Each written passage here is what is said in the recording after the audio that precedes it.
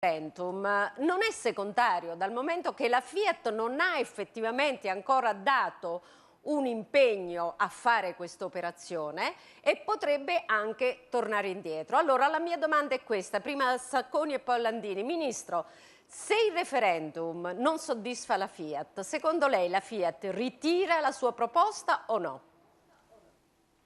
Io sono molto preoccupato circa le possibili decisioni di Fiat. Fiat mi sembra faccia un ragionamento di questo tipo.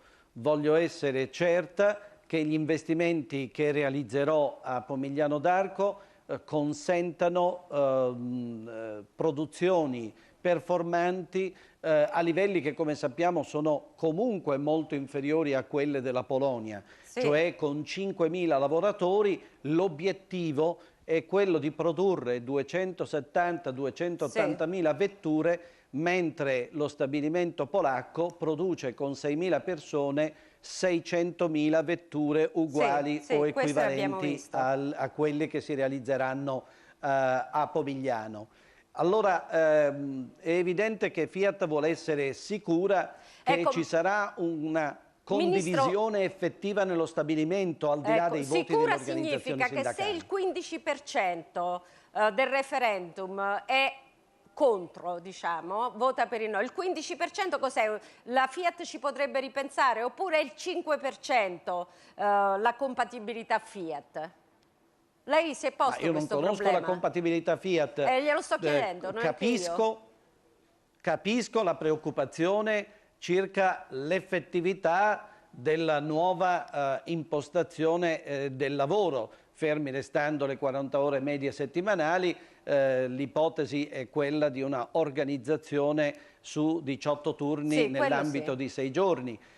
Quindi io mi auguro che la grandissima parte dei lavoratori parteciperanno a quel referendum e diranno di condividere questa impostazione. È ovvio che il governo farà in modo che il gruppo Fiat aderisca a quell'ipotesi di investimento, tanto più se incoraggiata da un'adeguata base di consenso presso i lavoratori. Ecco, Landini, a me pare che da quello che dice il Ministro possiamo dirci che in realtà la Fiat non ha ancora del tutto deciso di venire a investire. Avete questa stessa paura voi o no?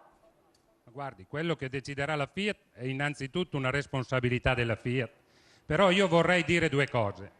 La prima è questa. Io vorrei dire al Ministro Sacconi che alla FIOM e ai lavoratori metalmeccanici lui deve avere un po' più di rispetto. Perché noi facciamo i sindacalisti e le ragioni per cui abbiamo detto di no a questa proposta è perché non si è potuta fare nessuna trattativa, siamo stati di fronte a un prendere e un lasciare e siamo di fronte al fatto che se firmiamo questo accordo noi con le nostre mani diciamo che non ci sono più i contratti, non ci sono più le leggi, non c'è più la Costituzione nel nostro Paese. Vorrei dire a lui, visto che il politico è lui, non noi, cosa ha fatto il governo nel rapporto con la Fiat? Perché hanno dato gli incentivi alle imprese e non hanno chiesto che allegati ai soldi pubblici ci fosse la difesa di tutti gli stabilimenti e dell'occupazione? Perché la Fiat fa quello che vuole? In altri paesi il governo, in Francia, in Germania, negli Stati Uniti, c'è un intervento pubblico che vincola anche le imprese industriali automobilistiche a rimanere, che indica anche un disegno di politica industriale, che si facciano non solo le auto del segmento A e B, che lui sa perfettamente sono quelle che anche hanno poco valore aggiunto e c'è bisogno di avere anche altre auto, c'è bisogno di avere l'auto elettrica, c'è bisogno di avere un piano per la mobilità e invece noi siamo di fronte ad un governo che addirittura di fronte alla crisi più grave di questo paese è ancora senza ministro dell'industria perché il ministro dell'industria era affaccendato in altre vicende. Quindi lui che fa il politico, la faccia la politica, ma non offenda chi fa il sindacato. Va bene. Ministro, mi sembra che la domanda... intanto però vorrei dire, Landini, non mi pare che questo governo con la Fiat sia sempre andato tanto d'accordo. Lei che cosa risponde a tutto questo, Ministro? Ma tradizionalmente c'è stata più intesa, devo dire, fra la FIOM CGIL e la Fiat che non forse tra la Fiat e questo governo. Ma oggi siamo al dunque. Il governo ha operato affinché il nuovo management della Fiat decidesse di investire nel nostro Paese.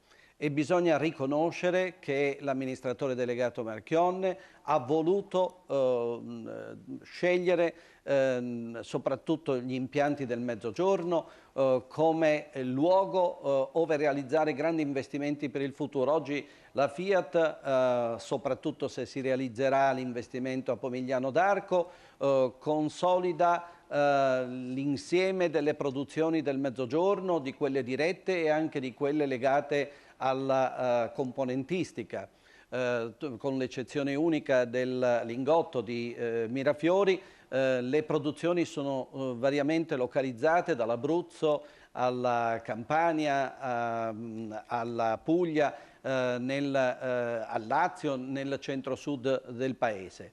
Il governo ha proprio operato in questo senso e oggi peraltro questo investimento si realizza senza incentivi, si realizza con gli incentivi che sono in grado di produrre le intese fra le parti sociali, gli accordi fra le parti sociali. Io chiedo al rappresentante della FIOM di rispettare innanzitutto quei molti lavoratori che già si sono dichiarati d'accordo e quelle molte organizzazioni che già si sono dichiarate d'accordo, e sono le organizzazioni che rappresentano più del 70% degli iscritti.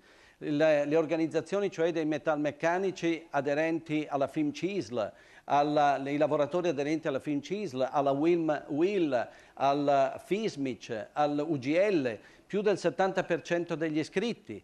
Queste organizzazioni hanno individuato in questa ipotesi di accordo contenuti ragionevolmente compatibili tanto con le esigenze di qualità del lavoro e anche di buona remunerazione del lavoro da un lato, quanto con le esigenze di competitività dall'altro. Non dimentichiamo infine che per quanto riguarda il governo noi detasseremo quelle parti del salario che saranno il frutto di accordi di produttività come questo.